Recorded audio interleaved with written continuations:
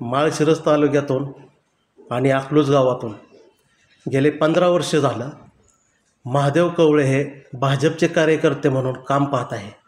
सध्या गेल्या 6 वर्षापासून अकलूज शहराध्यक्ष म्हणून ते काम करीत असताना बऱ्याच घडामोडी त्यांच्या नजरेत नेहमी पडतात आणि सामाजिक कार्यकर्ता म्हणून त्यांनी बरेच काही केलेलं आहे.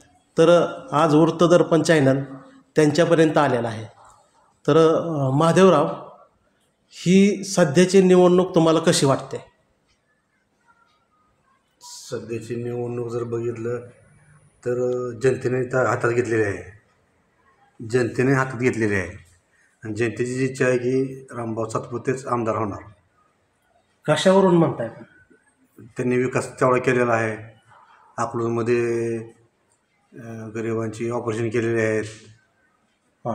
आणि डायरेक्ट गरीब लोकांशी सगळ्यांचा कॉन्टॅक्ट. हां. आणि त्यांना काय त्यांच्यावर जायला कुठल्या PAची गरज नाही ना, काय नाही. हां. कुठला उशिरा लावायची गरज नाही, काय नाही.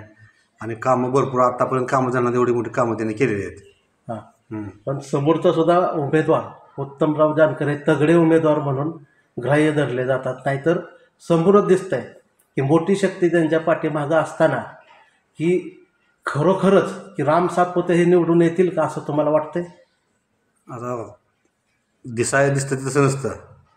शेवटी काय आतनं ठरलं आहे काय नाही ते तुम्हाला 23 तारखेला समजेल. बरं. हां. पण जनतेनं ठरवलं आहे की रामभाऊ सातपुते 100% फिक्स आमदार आहेत.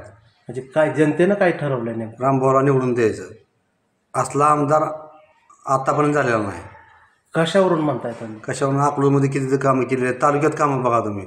वारसा भाग बघा, अकलूजमध्ये बघा, गटरीची कामं बघा. हां. भरपूर कामं. दवाखान्याची 5-10 लाखाची ऑपरेशन केलेली आहेत. हां.